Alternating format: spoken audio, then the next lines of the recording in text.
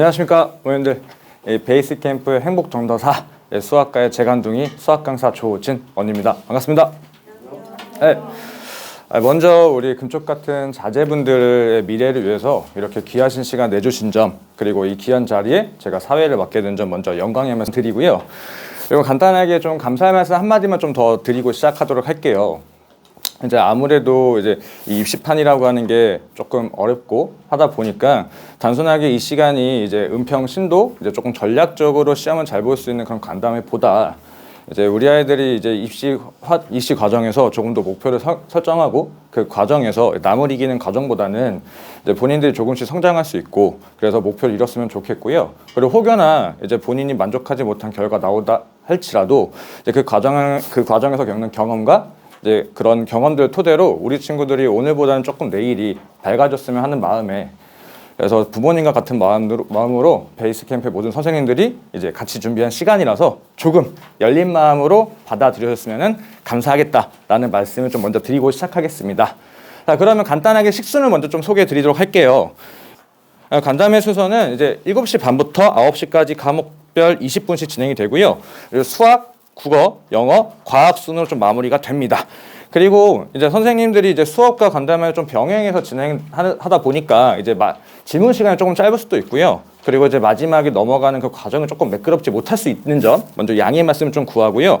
그리고 이제 과학 설명회가 끝나고 나서 이제 가장 중요한 것은 우리 친구들 수시가 좀 중요하잖아요. 그래서 학생부 기획 관련돼서 이제 저희 에릭슨께서 카페에서 다시 안내 말씀을 드릴 거라서 그 부분에 대한 안내 말씀은 제가 다시 마무리에 다시 한번 드리도록 할게요. 자, 그러면은 이제 본격적으로 이제 시작을 좀 해보려고 하는데, 제가 사회 맡고 이제 또 수학 안내 말씀 드리려고 하니까 이제 또 이제 이렇게 아리따우신 여성분들 앞에서 오랜만에 또 서서 살짝 이제 긴장이 되는데, 긴장하지 않도록 용기 낼 수 있도록 박수 한 번만 좀 감사하겠습니다. 네. 자, 그러면 이제 본격적으로 좀 시작을 해보려고 할 건데요. 근데 그 전에 앞서가서 우리 어머니들 혹시 지금 자제분이 둘째이시거나 아니면 손위로 형제가 있으신 분들 계시나요? 다수 이제 첫째. 이러면 조금 또 난감한 상황인데, 이제 간단하게 좀 말씀을 좀 드리자면은, 이제 혹시나 손위에 있으신 분이거나 아니면 주변에서 들으신 경험이 많으시면은 이제 중학교 때 성적이 앞으로 고등학교 올라가서 인생 목표 점수가 되는 상황이어서 이제 수학 때문에 고민이 많으실 거라고 좀 공감이 되고요. 그래서 이제 뭐 3년 동안 저와 같이 하면 좋겠지만, 저와 케미가 잘 맞아서 꾸준히 가면 좋겠지만, 이제 아마 저를 싫어하거나 저와 케미가 맞지 않거나 아니면 반이동하는 경우에서 저가 옆에 없는 상황이 조금 더 많을 텐데, 그래서 우리 친구들이 이제 수학 때문에 기껏해야 수학인데 스트레스 받지 않도록 이제 수학 기본적인 고등 방법에 대해서 먼저 안내 말씀 드리고, 그리고 학교별 좀 특색을 말씀드리고 싶은데 이제 괜찮으실까요? 그래서 이제 공부 방법에서 크게 3가지가 나누는데 아무래도 시간적인 여유 때문에 2가지는 말씀을 못 드리고요. 첫 번째만 좀 말씀을 드릴 건데, 이제 시험을 준비하는 먼저 틀에 대해서 좀 말씀을 드릴게요. 어머니도 아시다시피 당연히 개념 공부로 진행이 되고요. 대다수 언제 시작이 되면 방학 때 많이 진행이 되죠. 그래서 방학 동안에서 우리가 이제 한 학기 동안 배울 개념을 정립을 하고, 그리고 2번째로는 이제 3월달 개학하거나 아니면 중간고사 끝나고 나서, 그래서 배운 내용들을 토대로 해서 문제를 조금 풀어보는 시간으로서 이제 감각을 익히는 시간이죠. 그리고 나서 이제 내신 대비 빠르면 6주, 이제 늦으면 4주 정도 텀을 가지고 내신 대비를 해가지고 이렇게 시험을 좀 많이 준비를 하게 됩니다. 자, 그럼 어머니 질문 하나 좀 드릴게요. 이 시험을 잘 보려면은 이 3단계 중에서 어디에 조금 힘을 실어야 될까요? 그래서 제가 질문하면은 당연히 선물이 있죠. 뭘까요? 좀 크게 말씀해 주시면. 감사합니다. 제가 곧 다음 주에 이제 발렌타인데이라서 달달했으면 하는 마음에 초콜릿 하나 좀 준비했습니다. 네. 여러분 어머니는 다시 다 아시다시피 많이 상담도 받아보셨고 해서 개념이 중요하다는 말씀 정말 많이 들어보셨을 거예요. 그리고 이제 뭐 타 학원을 디스하거나 저희 학원 홍보하려는 건 아니고요. 기본적으로 개념을 공부하는 방법에 대해서 저희 학원 같은 경우에는 이런 개념서를 쓴다, 그래서 이런 개념 공부법을 쓴다 라고 이런 안내 말씀 많이 들어보셨을 거예요. 근데 어머니 요거 질문 제가 하나 드릴 텐데, 요거 말씀해 주시면은 제가 우리 자녀분들 이제 조금 책상에 도움이 되라고 문화상품권을 준비했는데 아직까지 맞추신 분은 없습니다. 그러면은 개념을 안다라고 하는 것은 뭘까요? 개념을 안다라고 하는 것은 아이들이 설명할 수 있어야 돼요. 그래서 아이들의 가장 단점 중에 하나가 뭐냐면은 개념 공부하는데 책에 대한 추천을 많이 하고요. 개념 공부를 어떻게 해야 되는지 잘 모른다고 질문하는데 알려줘도 아이들이 진행을 하지 않아요. 가장 중요한 것은 학원과 강의가 중요한 게 아니라 아이들이 개념서를 대하는 태도가 제일 중요해요. 그래서 제가 조금 좀 실제로 어머니께서 공감을 좀 하셨으면 하는 마음에 제가 학창 시절에 공부를 좀 안 했습니다. 그래서 그때 이제 공부했던 이제 수학의 정석책을 갖고 왔는데 그게 어제 없어져 버려가지고 그래서 제가 지금 쓰고 있는 교재를 잠깐 얘기를 드리면은 아이들이 이렇게 보게 되면 가장 중요한 게 이 앞에 개념인데 개념이 굉장히 깨끗해요. 그리고 여기 뒤에 보시면 문제풀이에 대해서 답밖에 안 적혀 있어요. 풀이 따윈 없고요. 답밖에 정해 있지 않습니다. 그래서 아이들이 제가 농담 삼아서 가장 많이 하는 게 이제 뭐 이렇게 얘기를 토대로 하다가 야 그 뭐였지 그 미분계수 정의가 뭐야? 라고 제가 장난을 좀 많이 칩니다. 그러면 아이들이 가만히 하고 눈을 피해요. 도망가죠. 그 뜻은 뭐냐면은 아이들이 개념을 기본적으로 안다라고 하는 것이 중학교에서 배웠던 것과 고등학교에서 적용하는 방법이 달라져야 되는데 근데 9년 동안 배운 짬바가 있는데 그게 쉽게 바뀌지가 않아요. 중학교 같은 경우에서는 개념을 듣고 문제를 많이 풀어볼수록 점수가 직결돼요. 근데 고등 같은 경우에서 뭐냐면은 A라는 개념을 배우고 B라는 개념을 배웠으면은 그 두 가지들이 믹싱돼서 조금 더 아이들한테 문제 해결 능력을 많이 물어봅니다. 그래서 아이들이 개념에서 정확히 설명할 수 있고 내가 알아야지만 내가 하는 건 이거고 제가 하는 건 이건데 이거를 내가 하는 것은 이거니까 한번 해볼까라는 가능성을 자꾸 열어두면서 그래서 문제를 이제 코난처럼 증거를 모아가지고 답을 내야 되는 거거든요. 근데 아이들이 그런 거에 집중하지 않고 문제를 틀리면은 답지에만 집중해요. 내가 뭔가 틀렸으면 왜 틀렸는지에 집중하는 게 아니라 답을 보고 이해하고 이렇게 하면 되는구나 집중을 하거든요. 당연히 그러면 점수가 제자리 걸음이 돼요. 이거 이렇게 말씀드린 이유 중에 하나는 뭐냐면은 제 경험입니다. 제가 삼수까지 했는데요. 제가 삼수까지 했는데 점수가 재수 9월 달까지 안 나왔어요. 당장 2달 뒤에 수능을 봐야 되는데. 그때 제가 제 안타까운 건 뭐냐면은 저는 열심히 했는데 점수가 안 올라서 대체 왜 안 오를까를 고민했고요. 시험 끝나서 집에 가면서 울면서 돌아왔거든요. 내가 아는 것은 이건데 이렇게 풀었는데 답이 안 나오지를 궁금하기 시작했어요. 그래서 처음에 한 게 뭐냐면은 정석책을 펴고 개념서를 천천히 정독을 한번 해봤거든요. 그러니까 제가 뭐가 오류가 되는지 슬슬 보이더라고요. 근데 아이들은 참 웃긴 거 뭐냐면은 영어 공부를 할 때 영어 단어가 모르게 되면은 네이버를 킵니다. 사전을 펴봐요. 근데 수학을 틀리게 되면 절대 개념서를 펴보지 않아요. 뭐가 빵꾸가 난 거 있는지 옆에서 알려주지 않는 이상 아이들이 그냥 답지에만 집중해서 하다 보니까 아이들 자꾸 제자리 걸음이고 점수가 오르지 않아요. 고등수학을 조금 잘하려면은 개념에 집중해야 되고 개념을 안다는 것은 뭐 어머니가 말씀하신 것처럼 설명할 수 있어야 되는 거예요. 그래서 제가 아이들한테 시키는 것은 뭐냐면은 이렇게 개념 노트를 작성해서 실제로 제가 쓰는 제가 쓰는 강의 노트고 조금 안 보여가지고 지금 실제로 쓰고 있는 제 미적분 강의 노트입니다. 요렇게 해서 아이들 작성을 좀 시키고 있어요. 어떤 거냐면은 요렇게 말씀드리면 좀 편하실 거예요. 어머니들 다들 학창시절 암기 과목 공부하셨죠? 공부해보셨을 때 국사 과목이라고 하는 게 시험 범위가 만약에 조선 전기부터 고려 말기부터 조선 후기까지 너무 많구나. 조선 중기라고 얘기를 들면은 당연히 책을 펴보시죠. 책을 보시면서 천천히 이제 하나씩 밑줄도 긋고 옛날처럼 뭐 빨간 줄 긋고 별표 3개 돼지꼬리 뿅뿅 이렇게 하시잖아요. 이제 그것들을 책을 들고 다니시기 불편하시니까 노트에 정리하셔가지고 그것만 외우고 다니세요. 저도 그랬고요. 수학 공부도 맨 처음엔 그렇게 해야 돼요. 책을 펴보고 책에서 중요한 내용이 뭔지 스스로 한번 정리를 한번 해보고 그리고 수업 듣고 강의 듣고 본인이 몰랐던 거 보니 뭐고 내가 여기서 배워야 될 게 뭔지를 하나씩 정리하면서 모르는 것들 자꾸 쳐내려가야 되는데 아이들 문제풀이에 자꾸 집중을 합니다. 근데 그건 어쩔 수가 없어요. 배운 게 9년 동안 그거였으니까. 그래서 어머니들이 지금 도와주셔야 될 것은 뭐냐면은 제가 이제 아이들한테 하는 장난처럼 어머니도 이제 딸 지금 두부가 없어. 지금 두부 좀 사오고 이제 두부 사장님한테 미분계수 정의가 뭔지도 같이 설명하고 와. 라는 이제 농담 삼아 좀 섞어 가시면서 아이들 조금 더 개념에서 스스로 정독할 수 있도록 좀 도와주시면은 그래도 이제 아이들이 조금 나아지지 않을까라고 하는 말씀을 먼저 드리고 시작을 하도록 할게요. 그리고 개념을 잘한다고 해가지고 문제풀이랑 전혀 다른 얘기예요. 개념을 잘한다고 해서 문제를 잘 풀 수 있는 건 아니지만 그래서 답지를 보는 방법 그리고 이제 고난도 문제를 적용하는 방법 이렇게 3가지가 제가 이제 갖고 있는 노하우인데 아무래도 시간적인 여유 때문에 저 2가지는 지금 말씀드리기 좀 어려워요. 혹시나 궁금하시다라고 하시면 다시 저를 찾아주시면 제가 디테일하게 안내 말씀을 좀 도와드리도록 하겠습니다.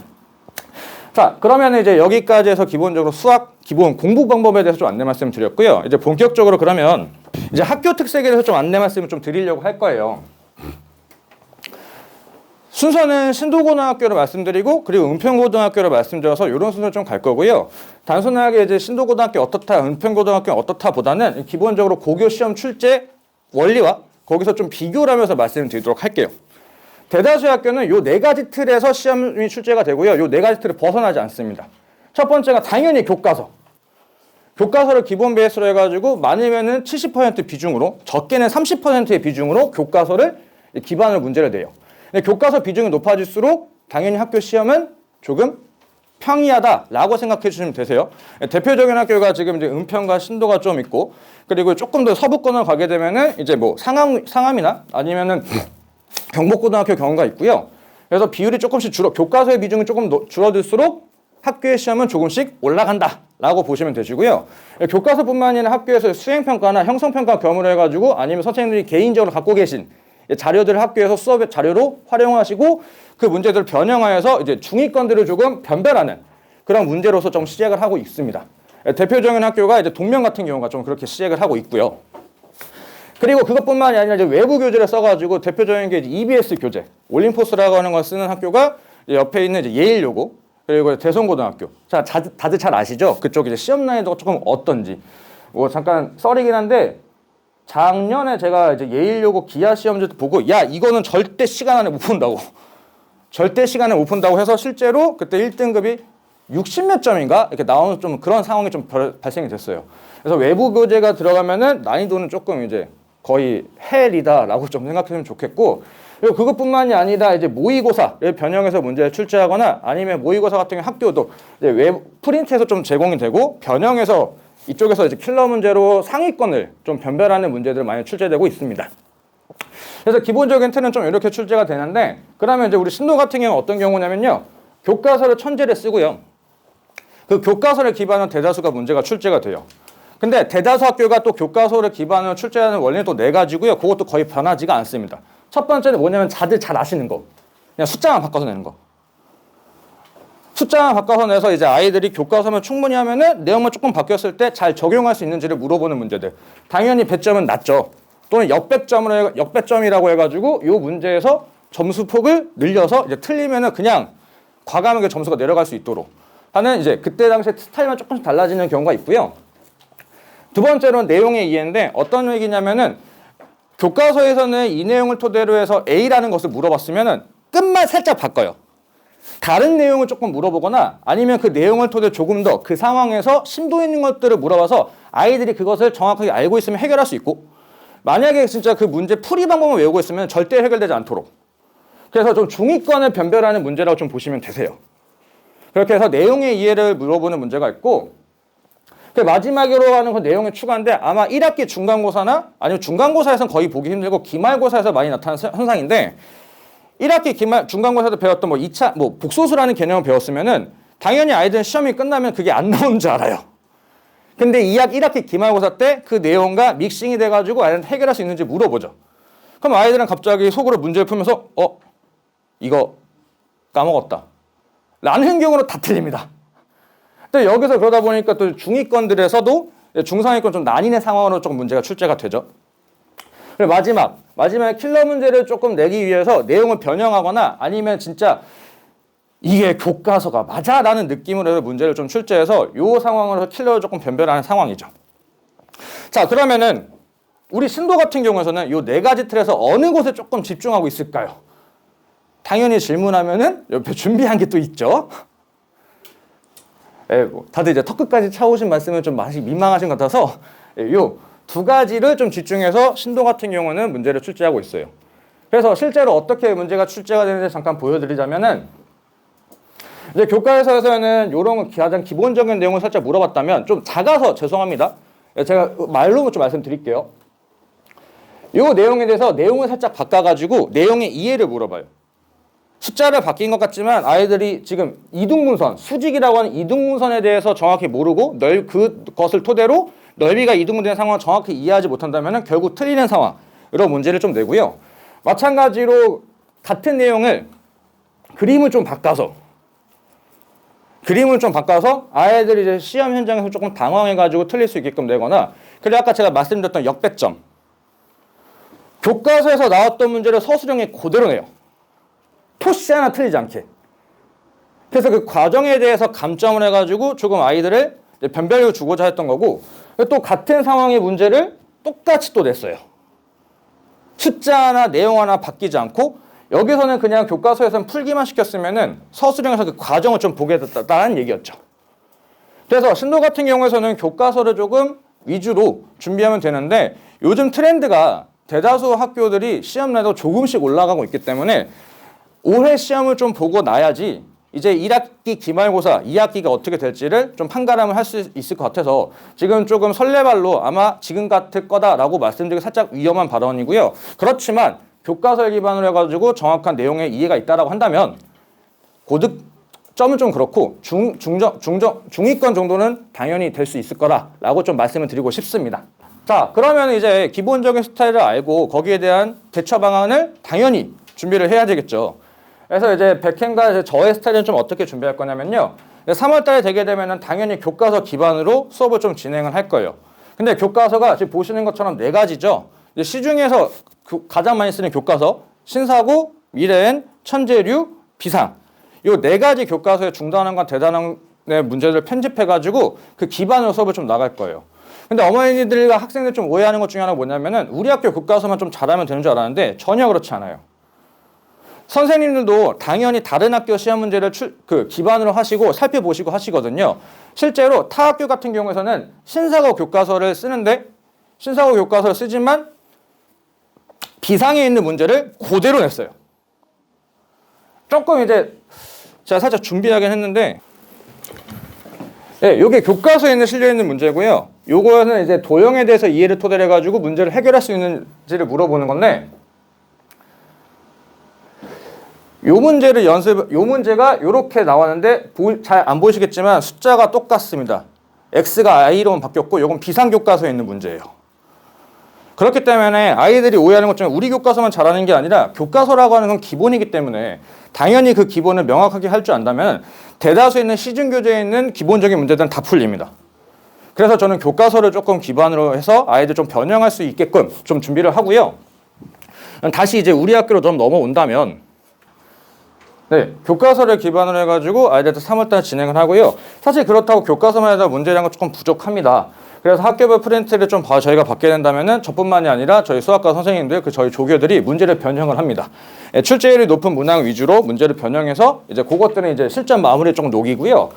그리고 저희 장점 중에 하나가 이제 MIT. 아이들이 문제를 풀고 문제를 입력하게 되면은 오답이 쌓이죠. 그 오답을 토대로 해가지고 또 모아서 실전 마무리에다 녹이고요.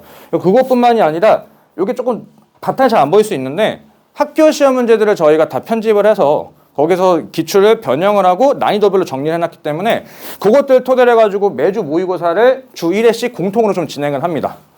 저는 이제 그렇게 해서 진행할 예정이고요. 거기다 플러스를 자체 교재까지 해서 이제 요거는 아이들 욕심 있는 친구. 이것까지만 해도 양이 너무 많아요. 그래서 욕심 있는 친구들 같은 경우는 자체 교재를 시중 교재까지 해가지고 조금 더 고득점을 향해서 달려갈 수 있게끔 하고요. 그리고 직전 보충 같은 경우에서는 이제 그런 틀렸던 거 위주, 그리고 학교 스타일에 맞춰가지고 제가 제작한 문제 매년 바뀝니다. 그것들을 토대로 해가지고 마지막에 2회 또는 3회 정도에서 이제 아이들이 시험을 좀 마무리 잘할 수 있도록 이렇게 해서 좀 준비를 하려고 하고 있습니다. 슉 넘어가고.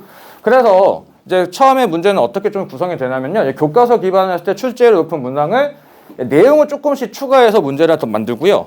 여기서 연습이 좀 된다면 거기서 조금 더 디테일하게 들어서 이제 난이도가 살짝씩 올라가서 이런 문제를 해결할 수 있는지 해서 이제 이렇게 좀 비슷하게 좀 출제가 돼서 살짝 이제 운빨 나왔죠. 운빨 터져서 제가 그래서 로또가 당첨이 안 되는 것 같은데 이제 그렇게 해서 준비를 좀 해 가고요.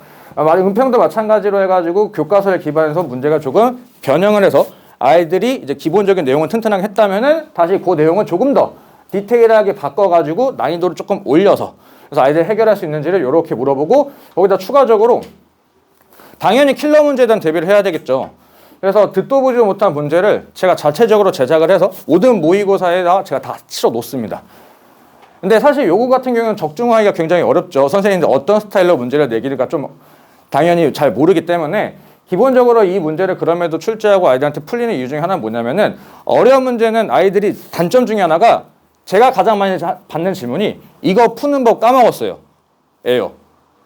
근데 수학 문제는 어머니도 아시다시피 결과가 중요한 게 아니라 답을 내는 과정을 명확하게 하나씩 계속해서 해야 되는 거거든요. 그래서 단순하게 문제를 풀이보다는 내가 하는 건 이건데 이렇게 한번 해볼까라는 가능성을 자꾸 열어두고 그것들을 토대로 하나씩 조금씩 발전할 수 있도록 해서 이런 문제를 좀 풀립니다. 그래서 이제 잘 된다면 이제 고득점이 될 수 있고 그렇지 않더라도 아이들이 조금씩 그래도 성장할 수 있도록 하는 게 제 모토고요. 그래서 시험이 끝이 아니죠. 시험 끝나고 나서 이제 가장 중요한 거는 그 결과에 대해서 어떻게 좀 진행할지에 대해서 얘기를 하다 보니까 요거는 일부러 좀 개인정보라서 좀 가렸고요. 제가 이제 직전 학원에서 있을 때 좀 잘된 케이스 좀 챙겨온 겁니다. 뭐 제가 한 건 아니고요. 애가 잘해서 올해 이제 의대를 간 친구인데 아이들과 이제 상담을 좀 진행하고요. 그리고 저도 사람인지라 그걸 다 기억할 수가 없기 때문에 제 개인 노트북에 해가지고 상담 일지를 만들고 이렇게 하나씩 체계적으로 좀 아이들과 소통을 하고 단순히 이제 수학뿐만이 아니라 저는 이제 학창시절에 공부를 좀 안 하고 컸기 때문에 아이들이 입안에서 그래도 조금 잘 성장해서 그 경험을 토대로 해가지고 아이들이 이제 인생 살아간 전반에서 좀 긍정적인 효과를 가졌으면 하는 게 제 바람이거든요. 단순히 공부보다도 아이들이 고민이 있으면 그런 부분들을 같이 나누고 아이들이 조금 더 변화가 될 수 있게끔 해서 이제 시험 끝나고 또는 아니면 시험 매달 한 번씩 정도는 아이들과 상담을 토대로 아이들 조금 더 바뀔 수 있도록 그렇게 지도를 좀 하고 있습니다. 저는 이렇게 해가지고 이제 1년을 잘 마무리를 짓고 싶고 그리고 더 길게는 이제 3년을 좀 마무리하고 싶은 게 제 마음이고요. 그렇게 해서 좀 준비를 해왔고요. 갑자기 시간이 좀 압박이 되다 보니까 자, 저는 이제 이렇게 해서 준비를 해서 아이들과 소통을 잘 하고 싶은 게 이제 제 마음이고요. 이제 마지막으로 시그니처하고 질문 좀 받도록 하겠습니다. 아이들한테서 하다가 어머니 앞에서 하려고 좀 민망한데 행복하자! 라는 마음으로 조금 마무리 짓고요. 질문하실 거 편하게 해주시면 감사하겠습니다. 선생님도 지금 예비 고1을 하고 계시는 거죠? 네. 네.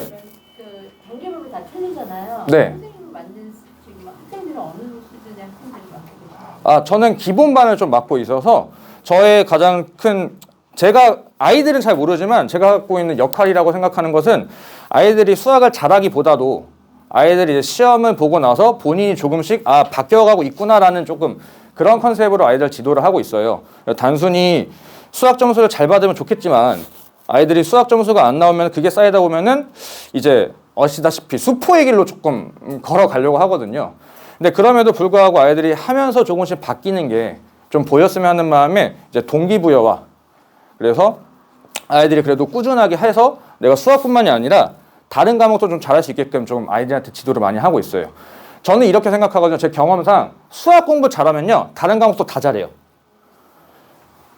수학을 공부하는 방식은 정독이거든요. 정독해가지고 내용을 이해만 할 줄 안다면 다른 과목도 다 적용이 되는 게 제 경험이어서 아이들한테 그런 것도 좀 많이 알려주고 있습니다. 그래서 저는 기본반을 좀 맡고 있어요. 또 질문, 네. 공립학교잖아요. 네. 네. 공립학교 특성 교사들이 네. 학교를 이동한단 말이에요. 그쵸. 그 학교에 있고 좀 경향 분석이라는 게 사립은 의미가 있어도 그쵸. 공립 같은 경우 교사가 이동을 해버리고 또 다른 교사가 또 학교를 맡으면 일관성 없이 이렇게 바뀌지 않나요? 그쵸. 그런 경우가 그런 경우가 실제로 있었던 것 중에 하나가 선생님들이 바뀌면서 갑자기 바뀌어서 중간고사는 좀 평이했다 기말고사가 어렵게 나오는 경우도 있었어요. 근데 기본적으로 학교 시험은 좀 어떻게 출제되는지 원리를 말씀드리면 작년의 시험지를 토대로 해가지고 그 문제가 싱크를 거의 안 맞게끔 됩니다. 그렇기 때문에 학교별 선생님이 어떻게 좀 바뀌어서 경향이라고 하는 것들을 분석하는 것들 도움이 되긴 하지만 어머니가 말씀하신 것처럼 선생님이 딱 바뀌어버리게 되면은 그게 다 무의미할 수가 있어요. 하지만 시험지 기반으로 해서 거기에서 싱크를 조금 맞거나 아니면 좀 변형이 되는 스타일 정도는 저희도 사람이고 이제 어떻게 문제가 나올지는 좀 대충 예상을 좀 하고 있어서 그거에 맞춰서 좀 진행을 하는데 문제는 다 들어맞기가 살짝 어려워서 저는 기본적으로 아이들한테 그래서 집중하는 것 중에 하나가 애들이 전 유형 파악하는 걸 좋아하지 않아요.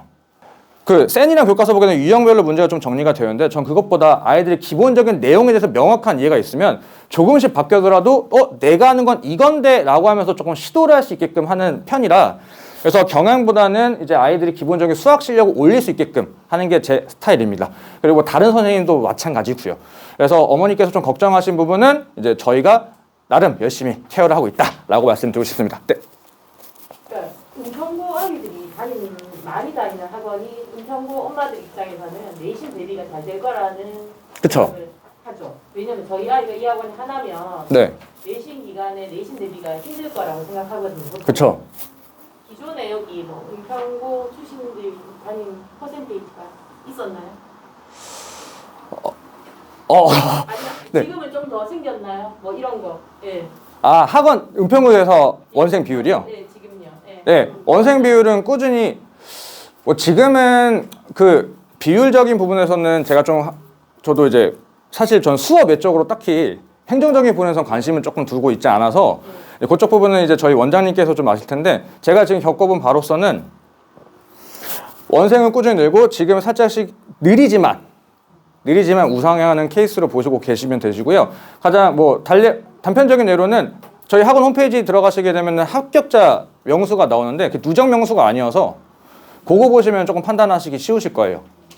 네, 그렇게 좀 답변을 드리고 싶습니다. 저 이제 시간이 조금 돼서 좀 질문을 제가 다행히 마무리 때 다시 한번 들어오거든요. 그때 다시 한번 해주시면 감사하겠습니다. 그러면 이제 저는 여기까지 하고요.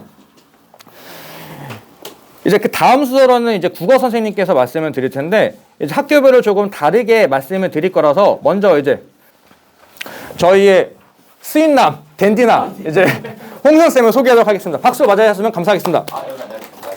네, 저 요거 마이크. 아 마이크도 쓰시군요. 네. 그리고 아, 네. 이제 요걸로 이렇게 돌리시면 아, 예, 네. 포인트로 하겠습니다. 아, 네. 아, 예, 여러분 많이 들어오셨네요. 안녕하십니까. 저는 이제 신도고등학교를 베이스캠프에서 맡고 있는 신봉선이라 하고요. 아, 은평 담당 선생님은 안 오시나 하는데 저 뒤에 오실 거예요. 그러니까 아, 은평고는 신도고랑 비교했을 때 이런 특징이 있겠구나라는 걸 한번 참고삼아 들으시면 되고 이제 신도고 배정 받으신 학생들 잠깐 짧게 설명을 해드리도록 할게요.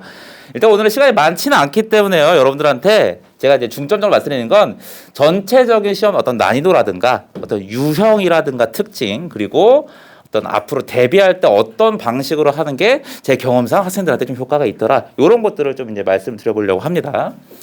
일단은 작년 중간고사의 시험 범위를 제가 이제 써놨는데요. 아, 이게 되게 중요한 거라서 써놨다라기보다는 제가 말씀드리고 싶은 건 교과서에서만 일단 시험 범위가 책정이 된다라는 거예요. 그러니까 다른 학교들 같은 경우는 뭐 모의고사가 들어가거나 뭐 부교재가 들어가거나 이런 학교들도 여러 있는데 일단 신도는 기본적으로는 교과서에 충실한다. 그리고 그 교과서에 충실한 것도 시험 범위가 많지는 않고 그냥 적정 수준 정도다. 많은 학교에 비한다 그러면 반도 안 된다고 할까요? 선일여고라든가 대성 같은 굉장히 많은 편에 속하는데 다행히도 거기에 비해서는 좀 평범한 수준의 어떤 양이다라고 볼 수 있을 것 같고요. 그다음에 좀 특이한 점은 프린트가 좀 제공이 되는데 요 프린트가 한자성어, 우리 사자성어 있죠? 네, 막상 막하 뭐 이런 것들 쫙 돼 있습니다. 네, 학생들 저희 어른들은 되게 쉽게 그냥 익히는 건데 학생들 너무 어렵다 그래요. 어휘력이 자꾸 너무 좀 낮아지다 보니까 그래서 아마 그 의도인 것 같아요. 학교 선생님들이 어떤 시험 범위와 관련지어서 한자성어를 이렇게 내는 측면보다는 보통 그냥 이거 한자성어 뜻 뭐니 이렇게 묻는 문제가 그냥 쌩으로 나옵니다. 그래서 요거는 그냥 노력하면 되는 정도. 제가 해줄 수 있는 건 이 한자성어를 외우기 편하게 이 한문은 이런 단어의 이 글자에 하면서 좀 뜻을 설명해주고 어떤 유래 같은 거 설명해주면서 시험 볼 수 있는 테스트지로 이제 학생들하고 같이 하고 있어요. 그래서 요거는 2문제 정도 보통 시험당 출제된다고 보시면 돼요. 적지 않은 비중이죠. 한자성어 따위로 시험 문제를 2문제를 한다는 건. 네, 그렇게 보시면 될 것 같고요. 객관식과 주관식으로 좀 나눠서 본다 그러면 기본적인 어떤 시험의 비중 자체는 객관식 80대 주관식 20 정도가 크게 다르진 않아요. 1년 내내. 그러니까 이거는 기본적인 형식을 좀 가져가는 좀 특이하게 변형시키지 않는 거라고 보시면 될 것 같아요. 뭐 예를 들면 예일여고 같은 경우는 기말고사 때는 주관식이 출제가 안 되거든요. 그런 특징들이 없이 그냥 평범한 비중을 갖고 출제가 된다. 그렇게 보시면 될 것 같고 문학하고 문법과의 비중으로 봤을 때는 상당히 문학에 좀 더 치중을 많이 둔다. 문법과 문학이 1학년 내신에서의 가장 중요한 부분이긴 한데 거기에서 문학에 조금 더 비중을 많이 두는 경향이 조금은 더 있다. 그래서 단순히 문학을 느낌으로만 푸는 친구들한테는 조금 불리할 수 있습니다. 완벽하게 접근하고 왜 이 필기가 나왔고 왜 여기가 별표인지를 이해하고 외운 친구들한테 유리할 수 있겠다. 이렇게 말씀드릴 수가 있을 거고요. 그다음에 여기 작게 보시면 이제 난이도를 상중하로 학생들의 입장이 아니라 제가 판단했을 때 이제 한번 적어놨었는데 상 문제는 3문제, 뭐 중 문제 17문제, 하 문제가 5문제. 요게 중간 기말 때 크게 변하지는 않아요. 그 말은 무슨 말이냐 바꿔서 얘기하면 난이도 중하라는 건 너무 쉽다가 아니라 기본적인 학습으로 공부하고 까먹지 않고 실수 안 했으면 맞출 수 있는 문제다라는 수준이거든요. 뭐 그 말은 바꿔서 말하면 실수하지 않는 게 중요한 시험입니다. 신도고는. 그래서 대체로 1학기 때도 그랬고 2학기 때도 그렇고 1등급이나 2등급의 커트라인이 굉장히 높은 편이에요. 특히 작년 1학기 중간고사 같은 경우는 97점까지가 1등급이었고 96점부터는 2등급이었거든요. 그러니까 정말로 그냥 너무나 같지 않은 문제인데 실수했어요. 마킹 잘못했어요. 서술형 감점 당겼어요. 한 친구들은 등급이 2등급으로 되는. 그래서 되게 고난도의 똑똑한 학생들만 풀 수 있다 이런 시험이 아니라 누가 성실하고 반복하고 끈기 있게 여러 번 했는가를 점검하는 시험이다. 이렇게 볼 수 있을 것 같고요. 주관식도 이제 20점 정도 이제 되는데 12점에서 20점 왔다 갔다 합니다. 자, 여기 난이도 중만 이렇게 세 문제 나왔다고 제가 해놨어요. 이 말은 즉슨 객관식에서처럼 어떤 중요 내용 정도만 확인하는 것이고 그것들에 대해서 정확하게 알고 있는지만 확인하는 문제다라고 보시면 될 것 같아요. 여기서의 정확하다라는 건 말로 이렇게 대충 풀었으면 맞겠지가 아니라 정확한 핵심 단어를 딱 골라서 썼는가 그 정도만 확인하는 문제라고 보시면 될 것 같고 그래서 만약에 예를 들면 여기 6점짜리 문제가 나왔었다. 그러면 여러 개를 하나도 안 틀리고 다 써야 되는 것이고 혹은 문장으로 썼을 때 맞춤법 혹은 문제에서 제시한 조건 이런 것들에 대해서 절대 빼뜨리지 말고 해야 된다. 이런 것들이라고 보시면 될 것 같아요. 전체적으로 이제 판단 본다면 비교적 적은 시험 범위이기 때문에 우리가 중요하게 봐야 될 거는 핵심 내용과 그 세부 내용들에 대한 완벽한 확인과 반복 그리고 숙지가 기본적으로 이제 1순위가 될 것이고요. 아까 말씀드린 한자성어 같은 경우는 총 60개 중에서 2개가 나오는 거거든요. 학생들이 전날 이틀 전에 요거를 보통 벼락치기로 하려고 해요. 절대 안 됩니다. 어휘가 되게 까다롭기 때문에 요거는 제가 매주 이렇게 개수를 나눠서 수업을 진행할 거고요. 그래서 이제 반복과 확인 요것만이 제가 이 실수를 줄여서 고득점으로 갈 수 있는 당연히 수업 내용은 되게 제가 책임지고 진행을 할 것이고요. 그렇게 볼 수 있을 겁니다. 그다음에 이제 아까 말씀드린 것에 다시 이제 연결시키면 중하 문제가 다수 출제된다. 그러면 학교에서도 너무 고득점자가 많아지면 좀 곤란하겠죠. 그러다 보니까 학생들한테 일부러 실수를 하게끔 문장들을 바꿉니다. 내가 뻔하게 학생들이 요거 외웠고 요게 문제로 많이 풀어봤을 거야. 그러면 같은 뜻을 가진 다른 처음 보는 단어로 바꾼다든가 혹은 자습서 공부할 때는 문장으로 외웠던 걸 한 단어로 바꿔서 표현한다든가 혹은 앞뒤 문장의 순서를 바꿔서 출제한다든가 이런 걸 통해서 실수를 자꾸 유도를 해요. 그래야 쉬어서 잘 본 친구들은 높을 것이고 실수한 친구들은 낮아질 테니까. 그래서 거기에 대해서 제가 자꾸 이제 반복을 하게 될 거예요. 그래서 뒤에서 알려드릴 텐데 그것들과 관련해서 이제 내신 확인 테스트를 보게 될 겁니다. 수업 시간 외로 보는 것들인데요. 그 주에 배운 내용들을 다시 한번 확인하는 시간이고요. 그다음에 틀린 문제라든가 이런 것들을 다 이제 반복적으로 학습을 할 건데 그런 것들이 이제 어떻게 진행되냐? 적중 문제와 관련해서 이런 문제집이라든가 테스트지를 활용해서 진행하고 있습니다. 여기가 실제 시험에서 나왔던 문제였고요. 이런 것들과 이제 연계할 수 있고 적중률이 조금 높다고 판단되는 그런 문제집을 따로 줍니다. 그래서 무작정 문제 뿌리는 게 아니고 그대로 나왔던 것들을 제가 이제 보여드리는 거예요. 대표적으로 살짝 제 자랑이었습니다. 제가 찍은 거예요. 그래서 이렇게 뭐 나왔던 것들을 다 풀어서 내가 알고 있던 단어, 봤었던 표현들 이런 것들이 나왔던 걸 그대로 연습해서 풀어내는 친구랑 그거를 라이브로 즉각적으로 해결하는 친구랑 아무래도 긴장도라든가 실수율에서 분명히 차이가 있을 수 있겠죠. 그런 것들을 한번 이제 보여드리는 거고요. 그다음에 이것도 마찬가지였습니다. 주관식으로 나왔던 문제였는데 요거와 관련된 것들이 그대로 객관식으로 나왔었던 것들이었었어요. 그래서 이런 것들을 바라볼 수 있었고 내신 테스트 관련해서 이렇게 내가 테스트를 봐서 그것들이 시험 문제에 나오기도 하고요.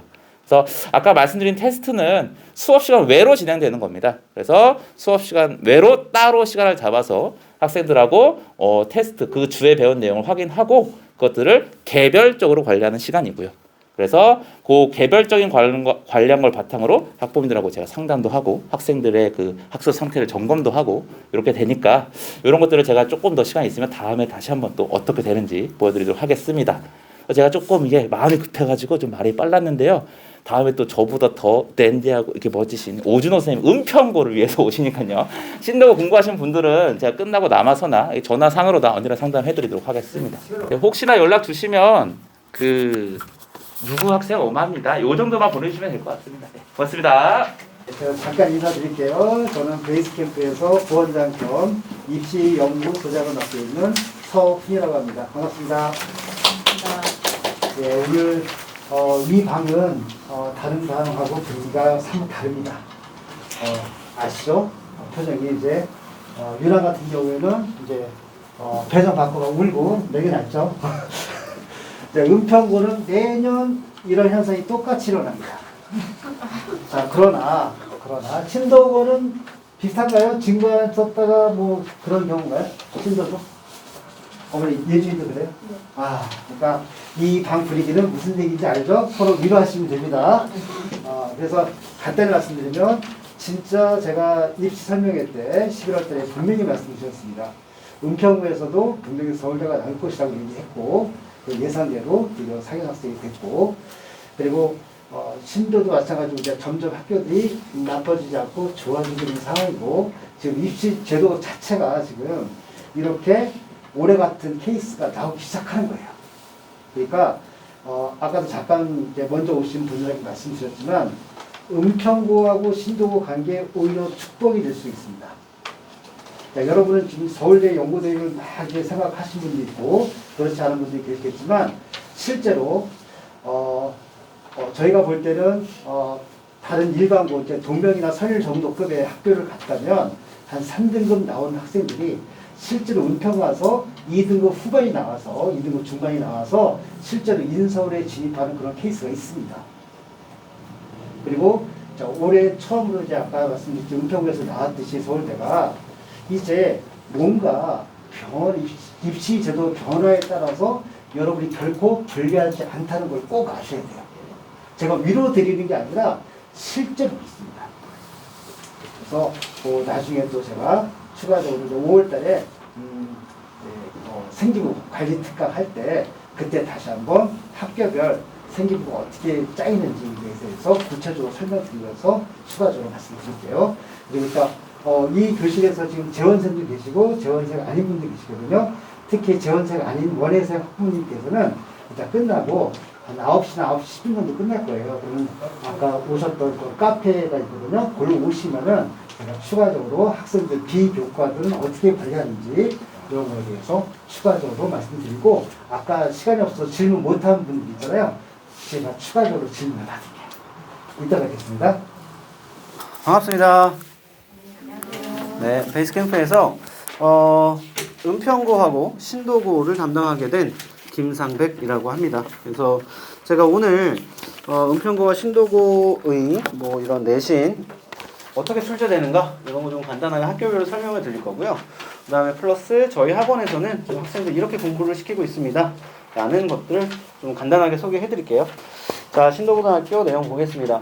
뭐 기출 분석 보시면 아시겠지만 얘도 마찬가지예요. 범위는 1, 2과 공통적이죠. 그 다음에 3월 모의고사 똑같이 포함이 됩니다. 다만 얘는 뭐가 없어요?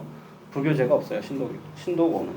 그러니까 시험 범위가 오히려 일반적인 학교보다 조금 적은 편이다 라고 생각하시면 될 것 같아요. 문항별 분석 보시면 아시겠지만 듣기 문제 역시나 출제가 되고 있고요. 은평고 4문제였죠?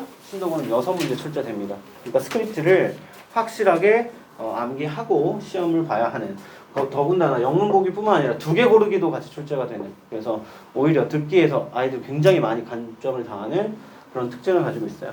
자, 이후는 뭐 마찬가지로 교과서와 모의고사가 고르게 이렇게 뭐 문제가 출제가 되고 있는데요.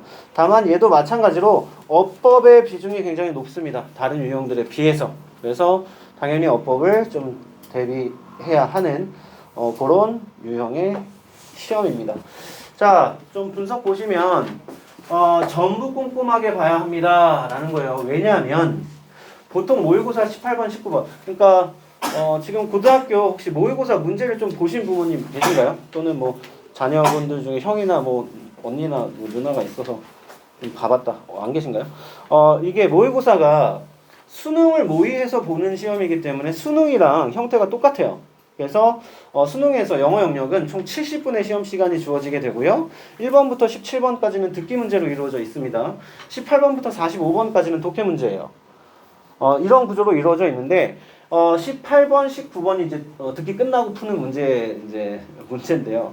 굉장히 쉬워요. 뭐냐면 18번은 뭐 변하지 않아요. 지금 18번은 딱 정해져 있어요. 다음 글을 쓴 목적으로 가장 적절한 것은. 그래 목적을 물어보는 문제고요. 그 다음에 19번도 마찬가지로 변하지 않습니다. 다음 글에 나타난 누구의 심경으로 가장 적절한 것은. 그래서 심경을 물어보는 그런 문제로 출제가 돼요. 보통은 저희가 시험 범위에 모의고사 전체가 포함이 되더라도 28, 19번은 질문은 뒤에 나오는 좀 어려운 유형의 질문들보다 내용이 굉장히 쉬워요. 그래서 좀 소홀하게 대하고 이렇게 준비를 소홀하게 하고 뒤에 어려운 질문들을 굉장히 열심히 준비하는 그런 경향이 있는데 얘네는 허를 찔러요. 그래서 그 쉬운 질문들로 문제를 좀 어렵게 출제를 합니다. 그래서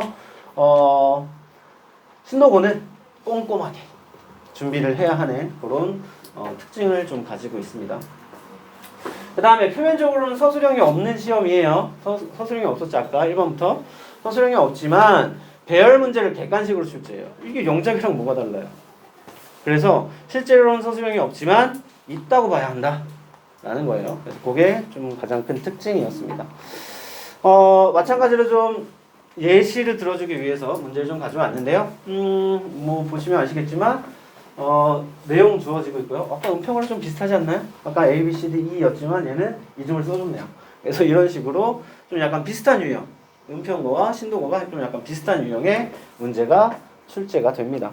아까는 뭐 음평고는 그거였잖아요. 다음 중 뭐 잘못 말한 것은 그리고 뭐 의견 잘못 말한 근거는 이라고 물어봤는데 얘는 제대로 이해한 사람 총 몇 명인가요? 이렇게 객관식으로 출제를 합니다.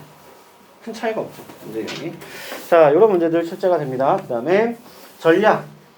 자, 범위는 굉장히 적어요. 다른 학교에 비해서. 적지만 매우 자세하고 꼼꼼하게 대비를 해야 됩니다. 쉬운 지문이라고 넘어갈 지문이 없습니다. 그런 지문들도 출제가 되기 때문에. 그 다음에 듣기에서 아까 처음에 말씀드렸던 것처럼 음평고에서 신도고도 마찬가지로 듣기는 전부 다 내용을 숙지하고 있어야 합니다. 그리고 어법 문제가 모두 다 고르는 문제로 출제가 돼요. 제일 어렵죠. 그래서 요거 못 맞추게 되면 상위권에 들어갈 수가 없게 됩니다. 그리고 시간이 좀 많이 부족합니다. 어려운 문제가 많기 때문에. 그래서 철저하게 범위 내용을 알고 시험 봐야 해요. 뭐 마지막에도 어법 얘기 한 번 더 써놨고요. 그래서 어법 지금 음평고도 어법, 신도고도 어법 지금 어법 얘기가 계속 나오는데요. 제가 간단하게만 좀 설명을 드릴게요. 중학교 때 시험 범위는 보통 일반적으로 교과서 한 3개과 정도가 시험 범위가 돼요. 그래서 보통 교과서 1개과에 필수 어법 2가지의 사항이 들어가게 됩니다.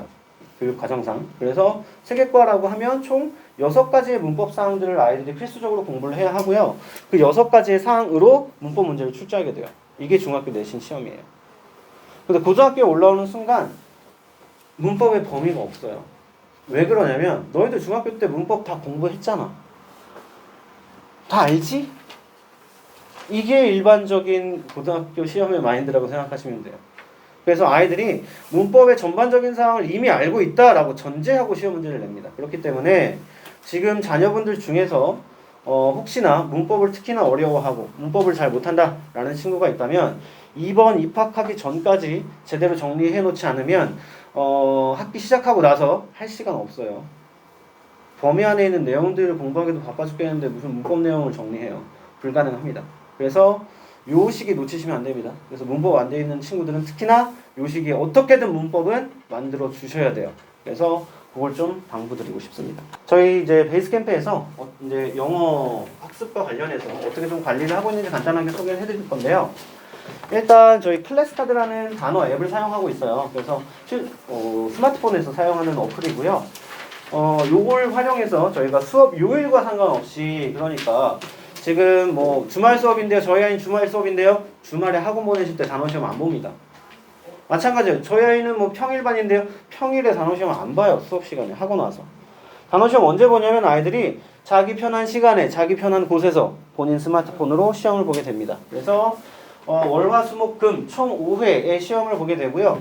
각 월화수목금에 밤 10시에 제가 우리 아이들, 제가 담당하고 있는 아이들이 그날의 단어를 다 했는지를 확인하게 됩니다. 그래서 다 했다면 통과, 다 하지 못했다면 연락을 하게 돼요. 너 오늘 단어 아직 안 했네? 라고 연락을 하게 됩니다. 그럼 이제 뭐 별의별 핑계가 다 올라와요. 뭐 지금 하고 있어요. 라든지 깜빡했어요. 몇 시까지 할게요. 뭐 이런 핑계들이 올라와요. 그럼에도 오늘이 가기 전까지 다 안 된다. 그러면 부모님에게 연락합니다.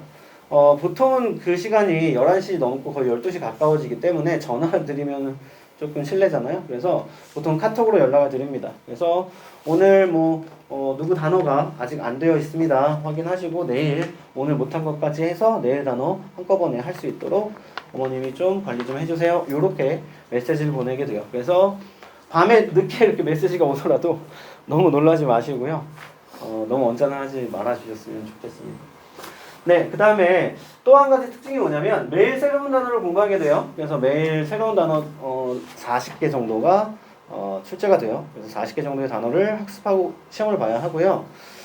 그 새로운 단어 이외에 기존에 학습한 단어를 동시에 또 시험을 봐야 해요. 이게 뭐냐면 저희가 이 단어책을 활용해서 단어를 암기시키다 보면 가장 큰 단점이 뭐냐면 앞서 외웠던 단어들을 너무 쉽게 잊어버린다는 거예요. 그래서 심지어는 전 시간 그러니까 일반적인 학원에서 전 수업 시간에 봤던 단어 내용을 그 다음에 예고 없이 시험 봤을 때 대부분 아이들이 통과하지 못해요. 왜? 이미 잊어버렸거든요. 그래서 그런 단점을 좀 최소화하기 위해서 저희 어떻게 하고 있냐면 보통 5일, 일주일이 5일이잖아요. 5번. 그 5일을 기준으로 해서 계속 누적을 시키게 됩니다. 그래서 내가 오늘 시험 보는 단어 이외에도 이전에 5일 동안에 봤던 단어들을 또 복습해서 단어 시험을 보게 돼요. 그래서 총 이렇게 2번의 단어 시험을 봐야 합니다. 그래서 아이들이 이미 외웠던 단어들을 잊어버리는 걸 조금이라도 늦추기 위해서 좀 이렇게 노력을 하고 있습니다.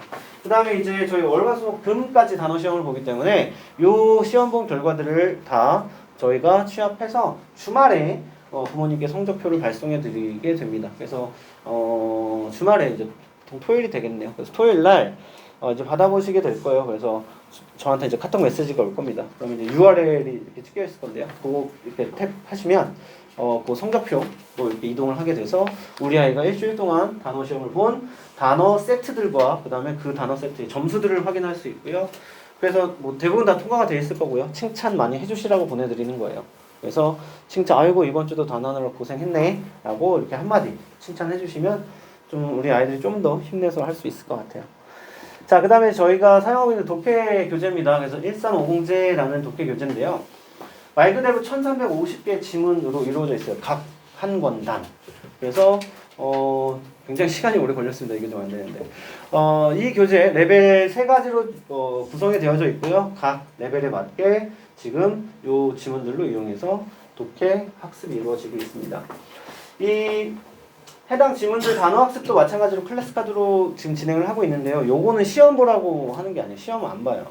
왜 그러냐면 보통 한 회당 최소한 350개 정도의 단어가 돼요. 근데 아이들이 요거 일주일에 보통 2회 기본적으로 공부하게 되거든요. 그럼 이 교재의 단어들만 해도 최소 700개예요. 거기에 새로 맨날 40개. 그럼 애들 다 책 집어 던져요. 안 한다고. 그래서 이거는 아이들이 외우라고 내는 게 아니라 참고하라고 주는 거예요. 그래서 보통 숙제를 저희 수업 시간에 문제 풀지 않고요. 풀어 오거든요. 숙제로. 문제 풀 때 지문 내에서 한 지문 내에서 모르는 단어가 5개 이하일 때는 아이들이 지문 읽는 게 재밌어요. 왜냐하면 대부분의 내용을 파악할 수 있거든요. 근데 모르는 단어가 6개 이상만 되더라도 이제 중간중간 내용이 이제 비게 돼요. 이게 뭔 내용이지? 이런 생각이 들게 돼요. 재미가 있겠어요? 없어요. 그러다 보면 애들 어때요? 숙제하는데. 그냥 막 대충 풀게 돼요. 대충 풀게. 도움 안 되겠죠. 그렇죠? 그래서 좀 그런 걸 막기 위해서 단어 세트를 좀 제공해 주고 있습니다. 그래서 이 단어 세트는 시험 봐라가 아니라 미리 한번 훑어봐. 숙제하기 전에. 라는 용도예요. 그래서 단어를 쭉 훑어보게 되면 방금 훑어본 단어를 문제 풀 때 그 단어들이 지문 안에 들어가 있죠. 그러면서 또 학습이 되게 돼요. 해석해보면서. 그래서 그런 식의 좀 효과를 노리기 위해서 저희 시험용이 아니라 참고용으로 이렇게 활용하도록 도움을 주고 있습니다. 그 다음에 이제 또 독해 문제 풀고 끝나는 게 아니라 저희 워크북 함께 사용하고 있어요. 간단하게 보여드리면, 자, 이전에 이제 학생들이 저희가 워크북 사용하기 전에 연습장에 좀 아이들 문장들 숙제 내고 저희가 좀 확인하고 이랬었는데, 요걸 좀 이제 정형화 시켜서 저희가 워크북을 만들었습니다. 그래서 워크북은 이렇게 생겼어요. 그래서 자, 단어 부분이 있고요. 그 다음에 문장 부분이 있어요. 그래서 단어 부분은 이런 걱정을 하시는 부모님들 덜어 계시더라고요. 뭐냐면, 아니 저희 때는 단어는 이렇게 맨날 쓰면서 외우고 그랬잖아요. 근데 요즘 애들 아무리 세대가 바뀌었다지만 이 스마트폰 요거 이렇게 외워서 이게 될까요? 라고 걱정하시는 부모님들이 좀 덜어 계시더라고요.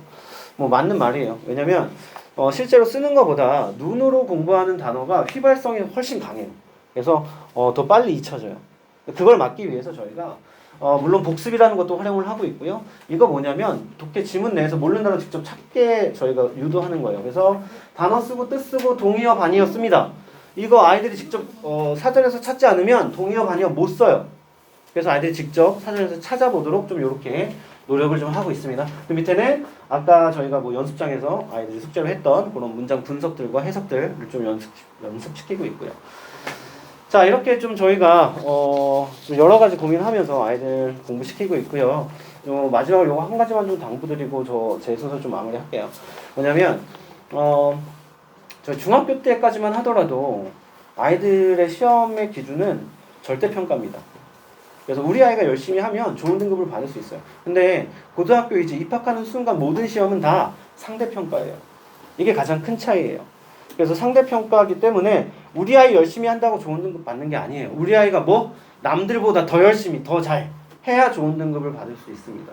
그래서 첫 시험 보시고 첫 중간고사 보시고 막 이렇게 막 화나셔서 학원에 전화하시는 부모님들 많으세요. 뭐냐면 우리 아이 중학교 때 영어 A등급밖에 안 받은 아이인데 어떻게 이런 점수가 나올 수 있나요? 라고 이렇게 막 화가 나셔서 전화하시는 분들 계신데 일단은 뭐 점수라는 게 더 이상 중요하지 않고요. 뭐가 중요하냐면 등수가 중요해요. 그래서 점수 나왔다 하더라도 뭐 예상치 못한 점수가 나왔다 하더라도 일단 기다려보세요. 그래서 다른 아이들이 똑같은 시험을 어떻게 받느냐가 중요한 거예요. 우리 아이 70점 받았어. 아 이거 미쳤네 이거. 학원에서 뭐 한 거 도대체. 가 아니라 다른 아이들이 65점, 60점 받았다면 굉장히 잘한 겁니다. 그래서 시험 점수 가지고 놀라지 마시고요. 등수로 확인을 해야 해요. 그렇기 때문에 시험 보고 나서 아이들 혼내지 마시고요. 조금만 기다려주세요. 네, 그거만 마지막으로 당부드리고요. 제 순서 좀 마무리하겠습니다. 감사합니다. 안녕하세요. 안녕하세요. 힘드셨죠? 예, 고생 많으셨습니다. 선생님들이 의욕이 많으셔가지고 솔직히 근데 학부모님 입장에서 보면은 좀 되게 지루하시죠. 예. 그 저도 작년에 그 의욕에 차가지고 막 자료를 막 20-30장 준비했는데 처음에 막 열정을 가지고 얘기를 해드리면 처음 표정이 이러시다가 나중에 이러시더라고요. 그래서 과학은 올해는 정말 꼭 전해드리고 싶은 얘기만 전하려고요. 길게 막 이것저것 얘기해봐야 지루하기만 하고 꼭 필요한 것 같지도 않고. 그래서 지금 두 학교 그렇다고 자료 준비를 대충 한 건 아닙니다. 예, 그 두 학교에 대해서 순서대로 말씀드릴게요. 먼저 신도고부터 말씀을 드리겠습니다. 신도고는 죄송합니다만 신도고 써있죠. 그 신도고 어머니가 이쪽이신가요? 예. 신도고는 작년에 제가 맡았어요.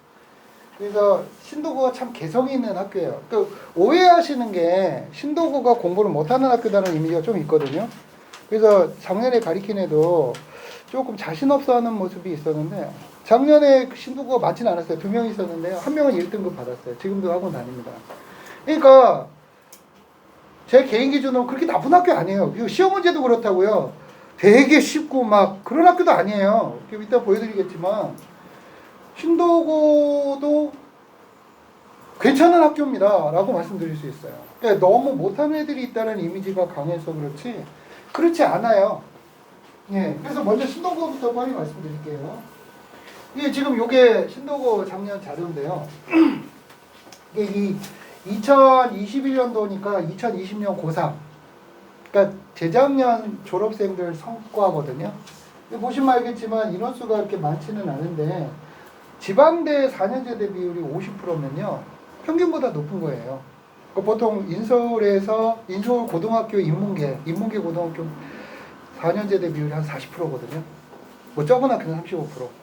근데 보통은 40%인데 50%면 나쁜 학교는 아닙니다. 그러니까 물론 이제 그거는 있을 수 있어요. 이제 어느 학교를 보내느냐.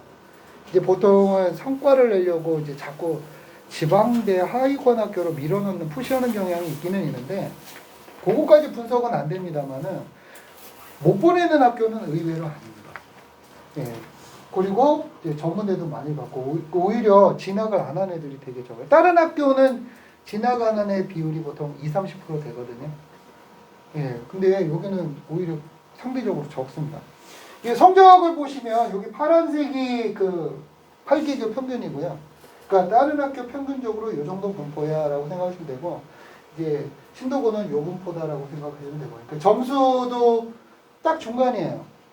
이게 놀라신 분들도 꽤 있으실 텐데 이 동네에서 땡땡고등학교만 평균이 80이라 좀 튀고요. 나머지는 60이고 못한 학교는 50 정도 나와요.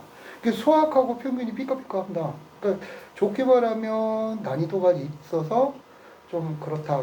위험할 수 있는 과목이다고 그러니까 어렵다라는 얘기도 되는 거고 뭐 나쁘게 말하면 대비하려면 이것도 생각보다 신경을 많이 써야 되는 과목이구나 이런 거죠. 아 영어 수학 신경 쓰기 힘든데 과학도 좀 그런 과목이에요. 뭐 다행이라면 불행인지 다행인지 잘 모르겠습니다. 어머니께서 판단을 해주시면 되는데 그 45.8%가 2등급이에요. 그러니까 못한 애들이 절반이라는 얘기죠. 그러니까 이게 60점 이하거든요. 그러니까 60점 이하 이거니까 거의 30-40점 애들인데 바닥에 깔아주는 애들이 많습니다. 그러니까 좋게 말하면 조금만 신경 써서 하면 괜찮은 학교라고 했으니까 난이도도 그렇게 높지는 않은데 그렇다고 형편없지도 않아요. 그러니까 좋게 말하면 조금만 신경 쓰면 여기 갈 수 있다. 나쁘게 말하면 학교 분위기가 아마 반반이지 않을까. 그러니까 반은 좀 안 하는 분위기고 나머지 반만 하는 분위기고 그러니까 하는 애들과 안 하는 애들이 좀 갈리는 학교가 아닌가. 이제 그런 경우에는 보통 자기 기준을 잡아서 친구들한테 영향 안 받고 자기 공부하면은 이쪽으로 가거든요. 조금만 해도 가요. 어려운 학교가 아니라서 오해하시는 게 그 학교마다 저 멘트가 다릅니다.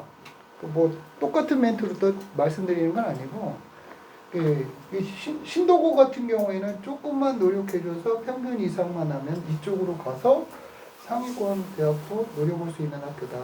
그러니까 내신 대비 수시에 유리한 학교다. 근데 나쁘게 말하면 학교의 학습 분위기가 그렇게 좋은 편은 아니니까 애가 영향을 안 받고 시험 대비를 해야 된다. 근데 그게 쉽지는 않죠. 사람이 어떻게 영향을 안 받아요. 그 쉬는 시간에 애들 다 놀고 있는데 나만 공부하는 게 이게 됩니까? 그래서 뭐 홍보하는 건 아니지만 학원에 뭐 영어 수학만이라도 과학 선생님들 죄송합니다. 영어 수학만이라도 좀 중심을 잡아서 자기 공부할 수 있도록 관리를 해주시는 게 좋지 않을까 저는 그렇게 생각을 합니다. 제 아이가 그러면은 그럴 것 같아요. 학교의 학습 분위기가 그렇게 좋은 학교는 아니니까 영어 수학을 하나라도 이렇게 보내는 게 낫지 않을까 생각이 좀 들어요. 이게 제 생각입니다. 자 그리고 이 수행평가는 보통 거의 만점 가깝게 주시거든요. 근데 이 학교는 이것도 이렇게 좀 짜게 주세요. 보통 여기가 거의 95%예요. 근데 이 학교는 좀 짜더라고요. 이게 무슨 얘기냐면 애들 수행평가도 좀 신경 써주셔야 돼요. 그러니까 애들이 보통 학교는 이 동네에서 두 학교가 그런데 그 중에 하나가 신도인데 보통은 그냥 심하게 표현해서 대충 내도 거의 100점 주거든요. 근데 이 학교는 안 그래요. 그래서 조금 야 너 수행평가도 좀 신경 써야 돼 이런 얘기를 좀 해주셔야 됩니다. 네, 그게 은행입니다. 보시죠. 그 다음에 그러니까 신도고의 포인트는 요거죠. 서술형은 40%다. 그래서 작년에 저도 신도고 서술형 대비해주니까 애들이 되게 좋아했는데 서술형 대비 확실히 해주셔야 돼요.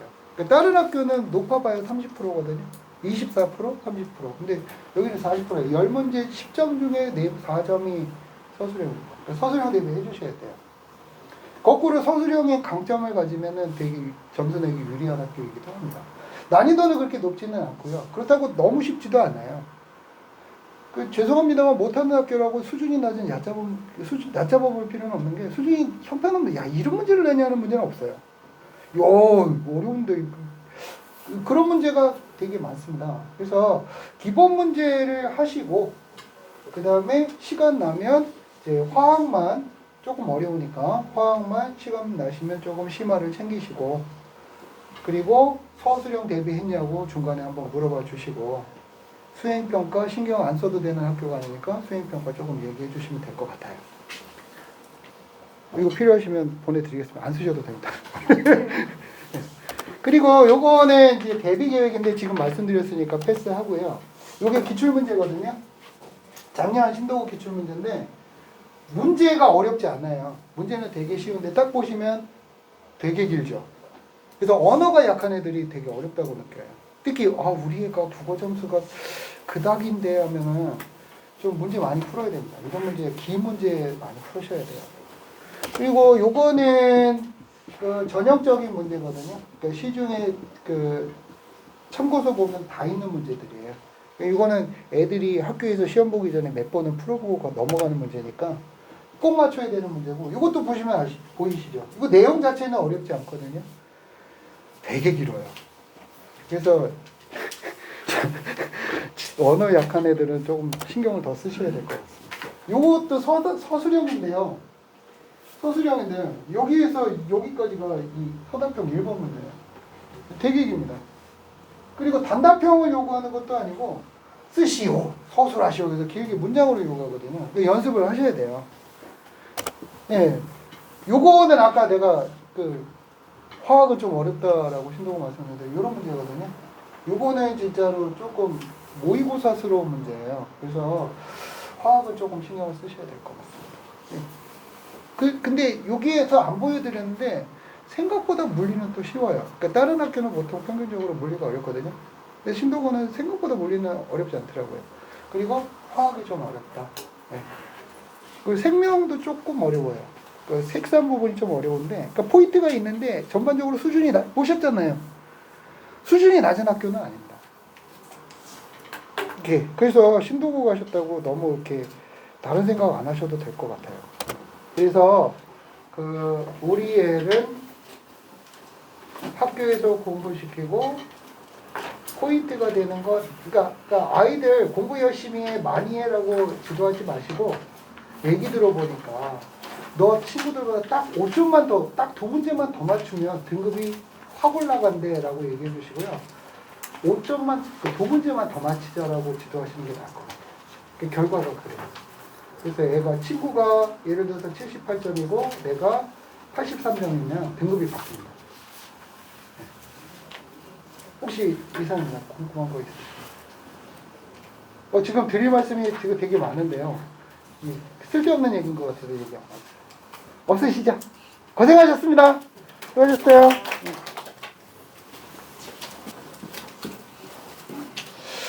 긴 시간 이제 참으시느라 엉덩이 좀 나셨죠? 예, 좀 딴차하셨을 텐데 잠깐 뭐 간단하게 질문하실 거 있으시면 편하게 해주시면 되시고요. 꼭 굳이 뭐 수학이 아니라 저도 나름 그래도 못했다가 잘했던 케이스라 예, 전 과목의 공부 방법 정도는 다 알고 있어서 혹시 궁금하신 거 있으시면 간단하게 질문 받도록 하겠습니다. 선생님 네. 수학은 등급 컷이 어떻게 되나요? 은평고등학교 같은 경우는? 이게 등급 컷이 1등급 같은 경우에는 작년 같은 경우에 90점대 한 초중반에서 왔다 갔다 했고요.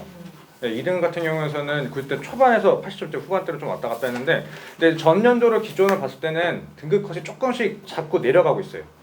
네, 어려워진다는 뜻이죠? 네, 시험이 점점 어려워지면서 아이들한테 이제 은평 같은 경우 아까 보셨던 것처럼 이제 선생님이 조금 바뀌는 케이스에 따라서 시험에 자꾸 좌지우지하는 경향이 있지만 그럼에도 불구하고 조금씩 어려워지고 그 어려워진 흐름이 단순하게 숫자를 바꾸고 뭐하기보다는 내용에 대한 정확한 이해를 토대로 해서 좀 믹싱되어 있을 거나 아니면은 이제 그 단원 자체에 대해서 이제 뭐 A라는 걸 배웠으면은 B라고 하는 적용시키는 것도 있고 A 프라임에 대해서 아이들이 생각할 수 있는지 좀 물어보기 때문에 기본적으로 개념에 대해서 좀 충실하고 명확하게 좀 알고 있어야 된다고 좀 판단이 들고요.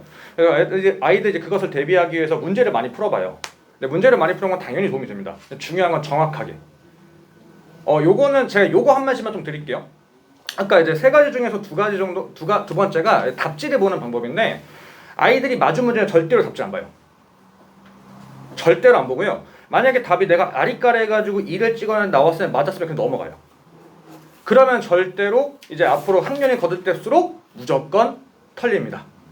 그래서 제가 아이들한테 하는 거는 틀린 문제로 답지 보는 건 당연하지만 맞은 문제 답지를 보고 근데 아이들이 답지를 볼 때 이 2 더하기 3 같은 건 딱히 볼 이유가 없잖아요. 근데 그런 거는 간단하게 내가 푼 게 맞구나라고 확인하고 넘어가고 그 다음에 이제 조금 아리까리하게 푼 것들이 있어요.